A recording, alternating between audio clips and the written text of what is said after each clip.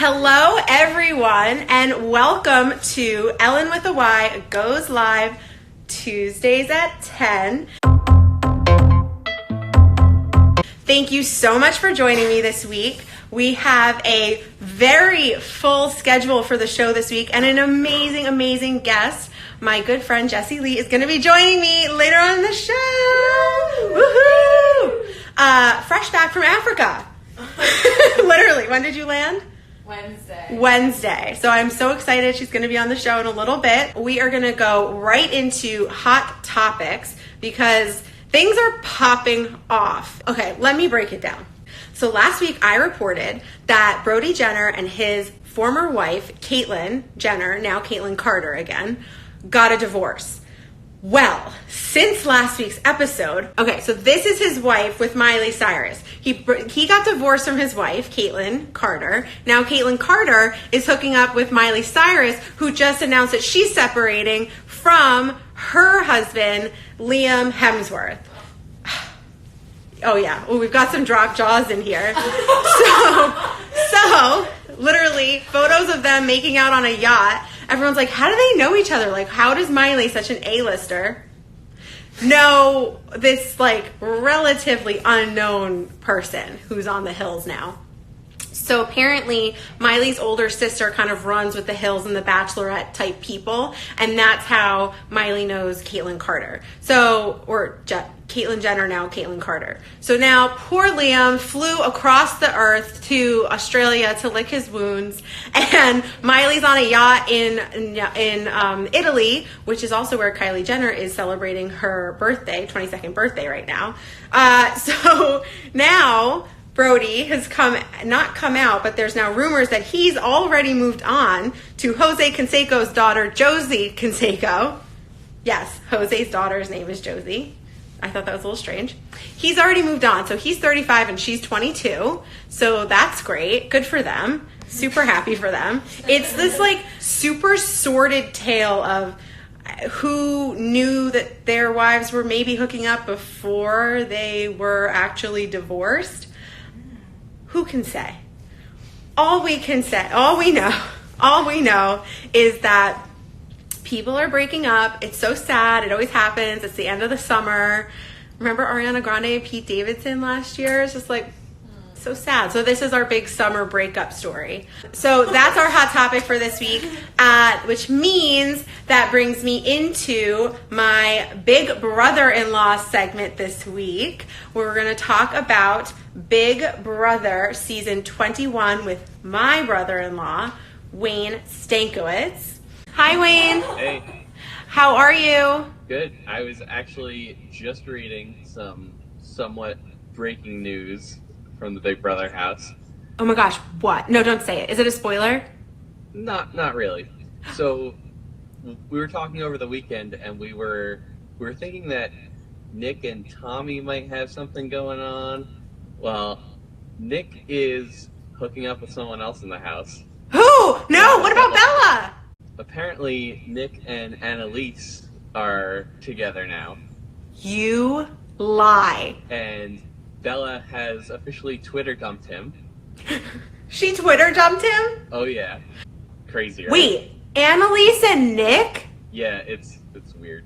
You know what? When it's slim pickings in a house, it's like when you're in a confined space with people for a long period of time, like you start to develop attractions to people that you might not be attracted to out in the wild. Yep, not a lot of options. Oh my God. I can't believe that we finally get to talk about one of the biggest villains of the house getting evicted. How about that Julie Chen grilling on the Thursday night eviction episode? She showed up with receipts and didn't let him get away with anything. Yes, Wayne, with the receipts. She did. She put him to task. She made him answer for some of what he's done in the house. Yep. I mean, I did see some theories that his answers were a little perhaps over-prepared, so maybe he was kind of clued into the fact that he was going to get grilled at the interview. I thought so too. He did come out of the house very animated and excited, and the second Julie started laying into him, you saw him get super serious. Yeah. So he he may have had some indication as to what was coming, but may not have realized the extent of it. So what are you thinking this week with the America's field trip and Tommy's HOH? Well, seeing Christy go up on the block on Tommy's HOH is definitely an interesting twist to things. For sure. It's going to be a very important veto, especially because now you're going to have 3 people fighting for it. And that's really going to, I think, dictate the rest of the summer, because if Christy ends up going home, then the 6 are officially dead. There's no from that. If Christy doesn't go home, then the Cliff's Angels alliance just kind of get weakened severely, and then all of the work that they've done this summer, essentially, I feel like gets erased if the 6 come back together. Yeah. Which is so upsetting, but like so Big Brother. Mm-hmm. Expect the unexpected. Expect the unexpected is right. So who do you think, I mean, with everything that's going on, with how many people have to play as hard as they're playing, who do you think is really pulling ahead right now? You know, at the beginning of the week, I would have said Tommy. He's been playing both sides of the house, but not in an overly obvious way. He's got kind of everyone's friendship, but his choices to put up Cliff and Kat this week, I think that's going to ruin his reputation with the other side. Yeah. But I really don't know who's out. I love Tommy. His little dance he taught everyone. We're Tommy fans in this house. Sarah's over here cheering for Tommy. I want to get him on this show. I got to reach out to his family. We got to reach out to them. We have a connection. Yeah, that would be awesome. Yeah, we'll have Tommy on, we'll have you on, we'll have a special Big Brother episode at the end of the summer. I'll definitely be in the live audience for that one. Yes, I love it. Well, as always, every week, thank you so much, Wayne, for joining me and taking us through what's what with Big Brother and keeping us abreast of the latest breaking gossip, too. I'm in shock, and I'm going to go searching the internet after this to see these live feed photos. Oh, yeah. Thanks, Wayne. I'll talk to you later. All right. Have a good night. Bye. Bye. Okay, so that brings me into the food for thought segment of our show, which is more so going to be a PSA. So, I don't know if you guys know this. Does anyone in this room suffer from dental anxiety? Nope. Yeah. One in four people in this room suffer from DA, dental anxiety. That would be me. I am coming out as the face of dental anxiety, and I just want to spread awareness. It knows no class. It knows no gender. It can strike you. It can strike you at any point in your life. So dental anxiety is the crippling fear of going to the dentist and that they are going to hurt you. And I experience this every time I go to the dentist. I am not great with cleanings, but they're a little less invasive than like actual having work done. So it doesn't freak me out as much, but I have had some traumatic experiences in my life. And I, at the age of 17, had a pretty traumatic emergency root canal that has crippled my ability to go to the dentist. And now I've partnered up with a really great dentist for the last 4 years. She's been super considerate and caring and takes the time that is needed. I would say probably too much time. The last fillings I went to took 3 hours. She's very calm with me, but the office manager is always pissed. She's just like, we are behind schedule, and I'm like in the chair, white knuckling. I have literal sweat dripping from my fists, clenched, and my forehead's all like furrowed, and I'm all upset, and my dentist is always like rubbing my forehead. She's like, you're really gonna need that Botox now if you keep doing this to your forehead, which then shocks me into sitting back like this. So I have like a crippling fear to the point where she's had to prescribe me like Valium to be able to go into the dentist's office to get a filling. Perhaps you may not know you're supposed to be brushing your teeth for 4 minutes a day, twice a day. That is what my dentist told me. Also, flossing with those pick flosses, not good enough. She wants you to use straight regular floss.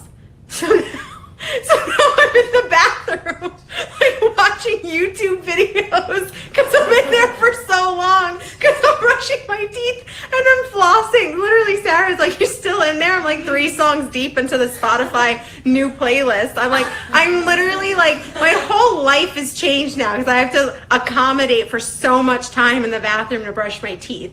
And as the face of dental anxiety, I just want to normalize this issue for all the other people out there who are avoiding going to the dentist because you're afraid. You've got to go. You've got to get them to prescribe you some kind of medication to make the appointments more manageable. I went yesterday, took the Valium as prescribed by my doctor, medically appropriate, sat down in the chair, cool as a cucumber. My brain wasn't processing the anxiety, it was just pushing it away. I was sitting there and she looked at me. I guess I like zoned out because she looked at me and started laughing her head off. She's like, "You are on another planet." And I'm just like, woo, like loopy doopy. As the face of dental anxiety, I just want to make other people feel like you're not alone. I see you. I understand your anxiety. Dental anxiety will not be this shameful experience anymore. I see you. We are real.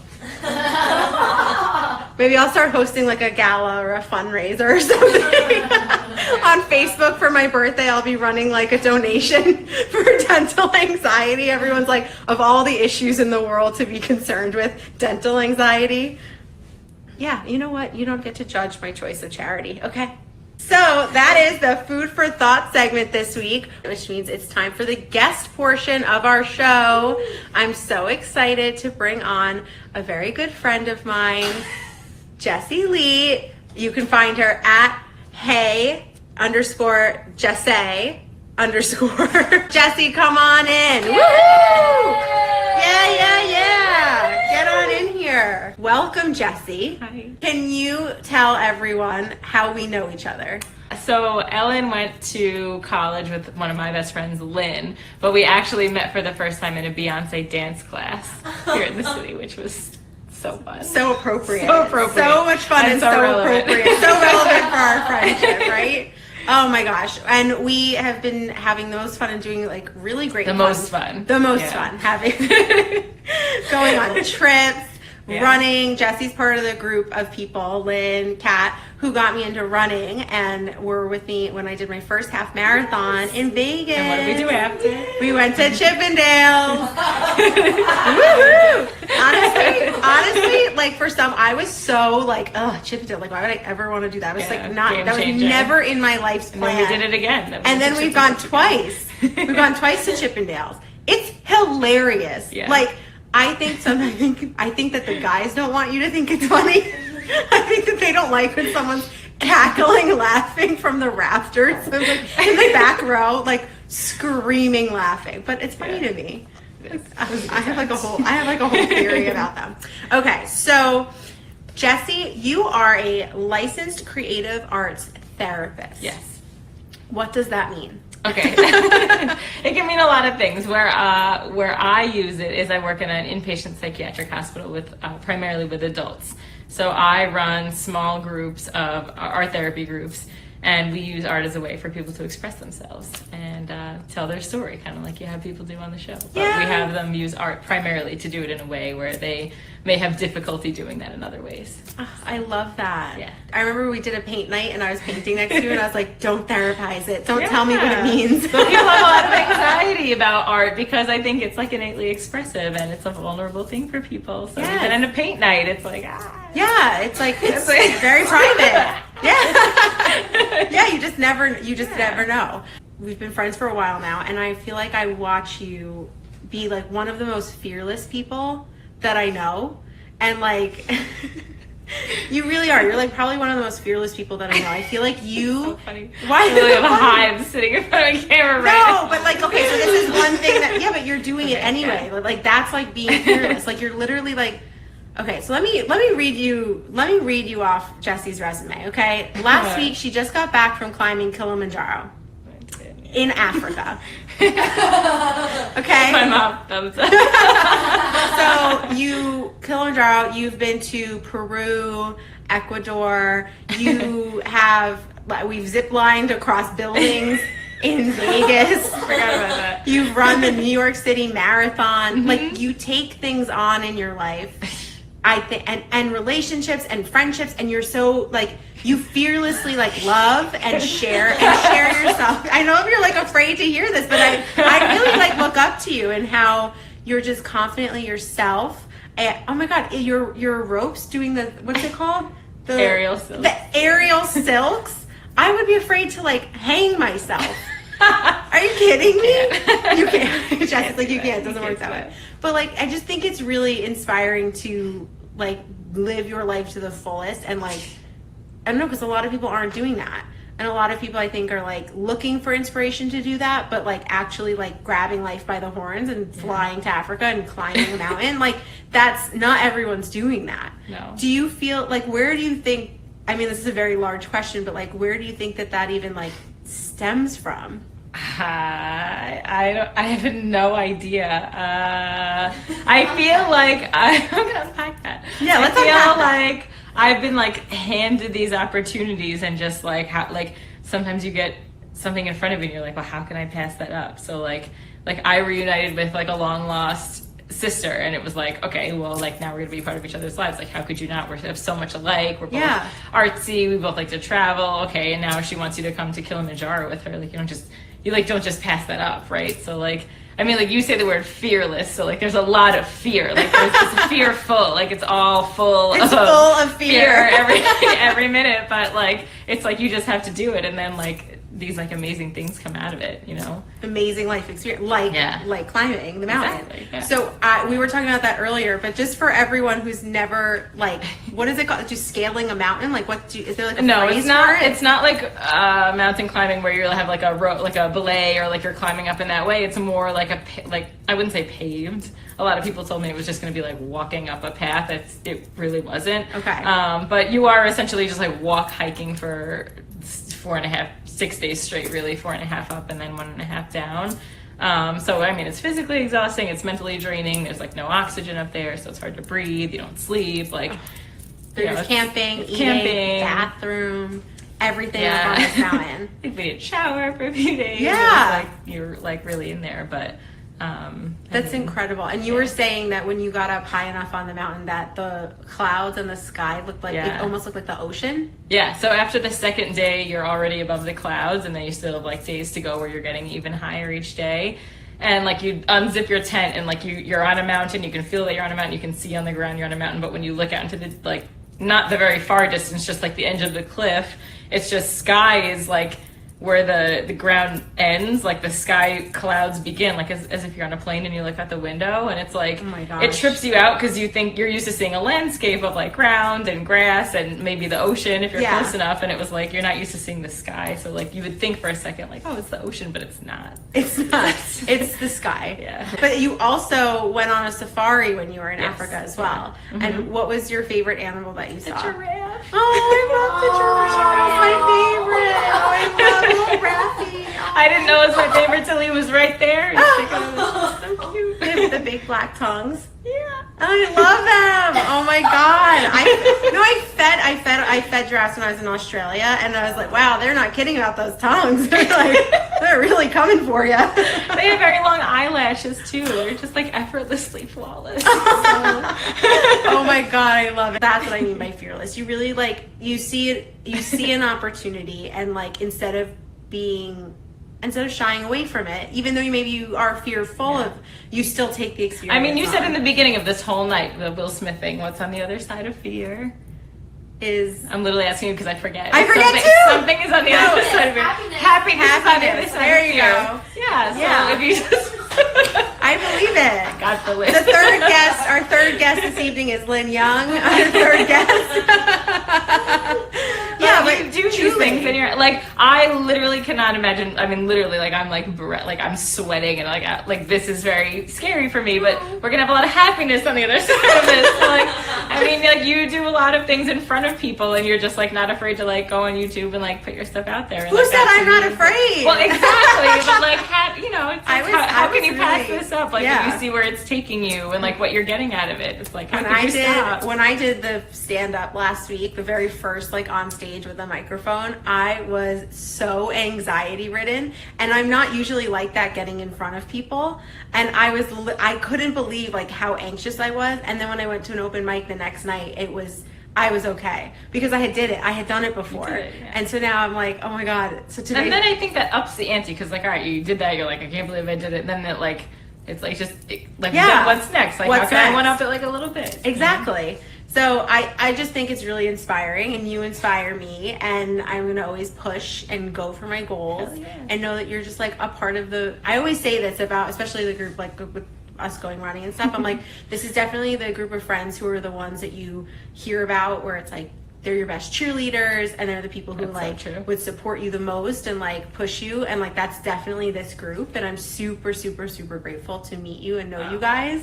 No, for real, like just literally. And also like won't allow anyone to talk negatively about No. themselves. It's just like it's super good to have friends like this. Yeah. Get some. If you don't have any, you gotta endeavor to get some. Well, a really big part of Jessie's life experience on this earth is loving Justin Timberlake. That's true. And that's why we're going to play a game all about Justin Timberlake. Oh. So the first question is Screw, Marry, Kill Justin Timberlake songs. Okay? Okay. Screw, Marry, Kill, Okay. Mirror, Cry Me a River, Say Something. Oh, yes, I knew it. I'm so glad I put that one in. Okay. Marry is forever. Okay, so that is the one that we want to like really stay with. I'm gonna say Mirror. Okay. Screw. Okay, Screw. I'm gonna say Cry Me a River because I just think there's like a lot there. There's like Okay. a lot, you know. It's a lot. My mom's like, "Are you sure you want me to watch?" I do this every Like, week. I just feel like Cry Me a River is a lot of like you're bringing a lot to the table. Like Say Something is very calm. Okay. So I think that's a little too mellow for Screw. So, but I don't want to kill it either because I really love that song. So that's like a really hard twist to this game for me. Okay. Is that I love Say Something. I really do. So Okay. we're gonna keep it. No, we're gonna But kill it. What if we just like dated for a while? What if we have like a casual, like long distance relationship? Jessie's like creating layers. Yeah. It's like, Yeah, so we're of gonna course. marry Mirror. Yeah. We're gonna screw Cry Me a Cry Me a River, River. and then Say Something is you've killed after you've dated for a while. I didn't say that. You didn't say that. It's just the newest of the three of them, so I feel like I've already have a lot. There's already a lot there, lot so I of can't. emotion, yeah. Have to by default keep those two. Okay. In some way. We'll let you get off. We'll let you get off with this saying Okay. a light kill, like Not a light gonna- ignore. Whatever. Don't even say it. Don't even say it. I love it. Okay, and so then we have Would You Rather. Okay. Okay, would you rather meet Justin Timberlake but never be able to listen to his music again, Okay. or listen to his music anytime you want but never go to another Justin Timberlake concert? Like the first one, I want to meet him. You want to meet him? Yeah. You've never met him? No. Well, Jessie, guess who we have here Don't tonight? even. It's not funny. I literally died. Imagine you just like burst through these little glitter. He like pushes through. Jesse runs away. She can't handle I it. don't think I'm good at that. Okay, so you would rather meet him and then never be able to listen to Yeah. his music ever again. Yeah. Oh my gosh. so. That'd be so sad though if you could never listen to his music again. But part of really like now that I've seen him so many times, I feel like listening to his music brings me back to seeing him in person. So if I had to listen to his music for the rest of my life and know like you can never like experience this in the way that like means so much to you, like that has more of a negative connotation Yeah. to me than like at least meeting him. Like if I could never hear his songs, like he's in movies and like I can still see him live. So technically, there's I like there's all some the loopholes. So there's good things. You're just there. gonna watch like Jimmy Fallon every night, hoping he comes on. How many times have you seen Justin Timberlake in concert? I have to like really sit and count. I think like 15. Jessie, Not including NSYNC. That's awesome. Not including NSYNC. Yeah. That's awesome. Good for you. Yeah. Oh my I'm gosh. counting. We're just gonna. Yes. Yeah. Do you think he's ever gonna go on tour again? Yeah. Okay. Of course he is. Oh my god, I love it. Well, so that brings me to my Justin Timberlake section of the show, which is Noah Centineo news. Guys, I saw you have the hair tie on your finger. okay, I've always. Okay, I know. I'm always- just like, But it's a call out to my man's. Manifesting. Manifesting it. Who knows what it means to him though?